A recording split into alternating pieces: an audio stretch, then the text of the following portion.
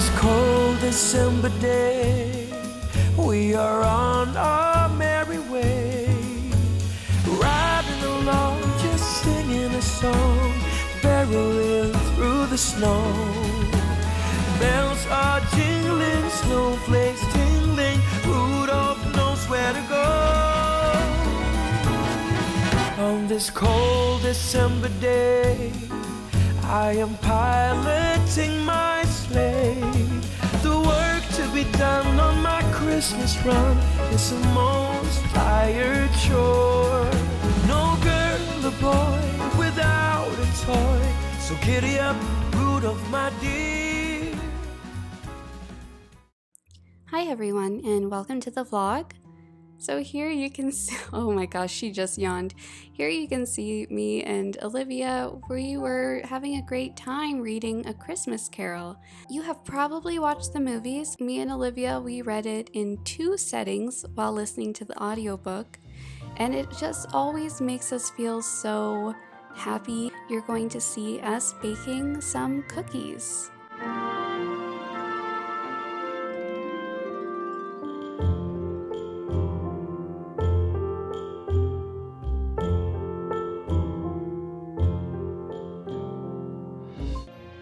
Now the cookies that we are baking today are vegan cookies, and what I have here, this is actually flaxseed meal, which is perfect to be used as like an egg binder.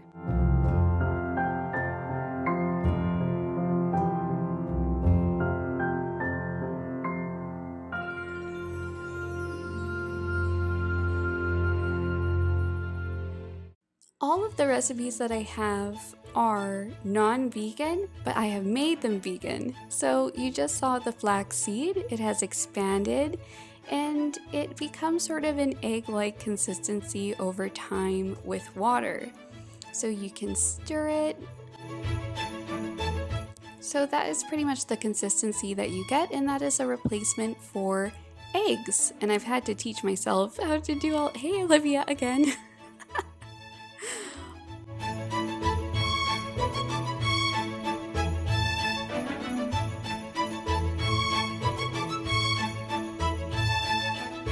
So another exciting substitution you can make when baking is to substitute regular butter for vegan butter. And it is actually very good. You can also use sort of a raw sugar or a more brown sugar as well. And there I am just pouring it into the mixture. Now here I'm using a KitchenAid Classic mixer. But what you can do instead of using one of these fancy guys is to use a handheld mixer. You will pretty much get the exact same thing. What is so important when you're baking, obviously, is to follow the recipe because it is quite a science. You also want to have an idea of what the texture should be. So here is vanilla, and a little tip I have is to always put a dash more than you think you will need for vanilla. It just makes the cookies taste a little bit better, and I learned that in one of my cooking classes. So it should sort of have a creamy consistency, and it's amazing how even just using flaxseed and a substitution for butter, how creamy you can actually make the wet portion of your mixture.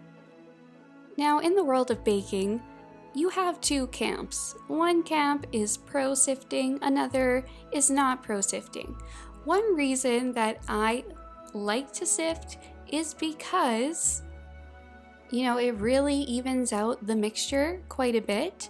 And you can just use a regular sifter. There are other baking sifters you can use, but this one does the job. So in my dry ingredients, I also have a little bit of salt for flavor, and also I have baking powder. I also have Sugar Cookie Captain in the far right, Olivia. She loves to watch me bake. It is so adorable. Now the thing with these KitchenAid mixers, which you will see in just a second, is that you want to add just a little bit at a time You don't want to overmix it, but if you put it all in and you put it on, you will have flour all over your kitchen. I am definitely speaking from experience with that one. And you know, if you're scared of baking, that's okay. You just have to try it a few times, or a few billion times like me. And after a while, you have a feel of what the mixture should feel like as you go. You watch things as they develop. They should be certain textures. You can see that this one, this sugar cookie recipe, it starts off quite soft, but as you add flour, it begins to stiffen more, but it really shouldn't be crumbly whatsoever. It should be workable. If it becomes too crumbly, then you're not going to be able to roll it very effectively. And as you near the end of your mixing, what you want to do is also just wipe down the sides as you go, make sure everything's incorporated very well, and then you can take out the mixture, put it together, and then you can sort of form it into a ball. Here I'm just going to be forming the dough into 2 separate balls, one smaller that I will make cookies with later, and another that I am going to be making today. So back to A Christmas Carol. That is such a great book, and as I was reading it, it's funny, it's like I know the words before I even read them. So reading it is just so comforting, and actually baking is so incredibly comforting to me as well. It just feels like almost like therapy to me, if that makes sense. And same with reading at times. And oh, there they are, those nice 2 separate balls. They're going to go into the fridge for about 30 minutes before I can use them. The smaller one is actually going to go in the freezer, and the bigger one I'm going to make cookies with after, so that one will go into the fridge. So A Christmas Carol, it is written into different parts. I think they're called staves, and as you go through the book, you are shown 3 different ghosts, and of course, as you know, probably from watching the movies, is that basically in A Christmas Carol, you see Scrooge, who is just despicable and does not enjoy Christmas, and you see him sort of connecting with a part of himself that he lost, which I think Dickens would argue is the best, truer side of Ebenezer Scrooge. Now, I don't want to give away too many spoilers, but when reading A Christmas Carol each time, and also when watching the movies, it always puzzles me that there isn't a better sort of connection between why Scrooge is the way he is.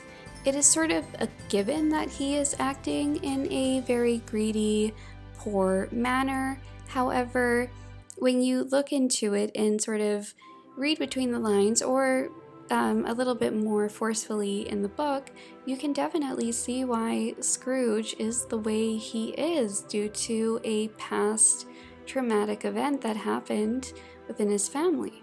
And the more times that I read the book, the more I sort of connect with that aspect. I don't necessarily think that you need to read books to become empathetic, but I think that it sure helps to fill between the lines where you may not necessarily see them in a movie.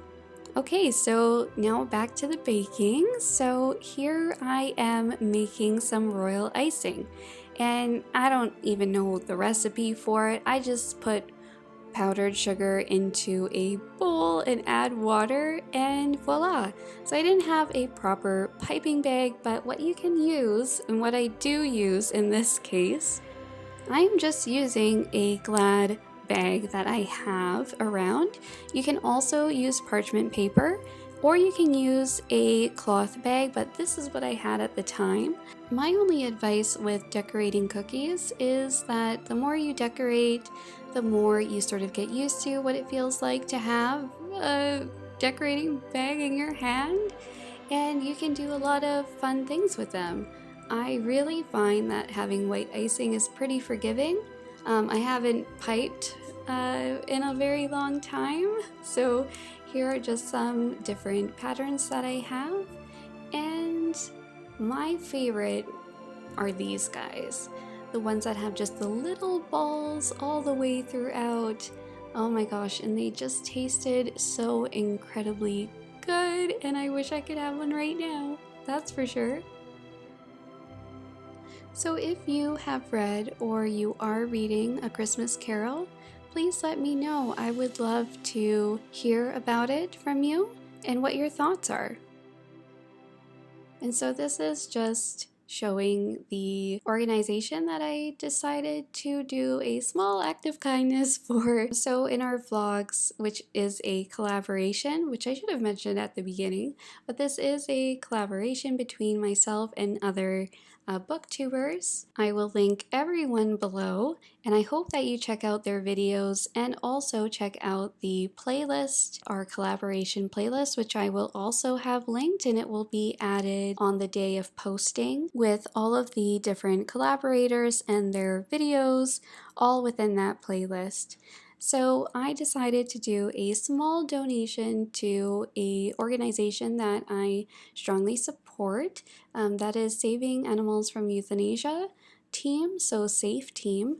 And normally I would be out volunteering with them. However, I am not able to right now during the pandemic. Normally I do the adoption sort of events and fundraisers. However, I am unable to go out and to do those sort of events. So in lieu of that, I decided that I would do a small donation for this organization. And this was a decision made by Olivia and myself. This is a local organization that helps to basically save animals from euthanasia. So they rescue cats, they provide foster homes, and they also provide medical care for their cats and will spay, neuter, deworm, etc. before finding a home. They also do a fantastic job of matching their cats that they are caring for with loving homes that will be suitable for them and also their living situations. So that is why I was happy to do a small donation to SAFE Team. So that is everything for today. Thank you for watching. We hope that you will give it a like and also subscribe and do all of those fun things as well. I know that this is a difficult time of the year, and all of the collaborators and myself and Olivia would like to wish you a warm, festive, healthy season. Thank you for watching. Bye!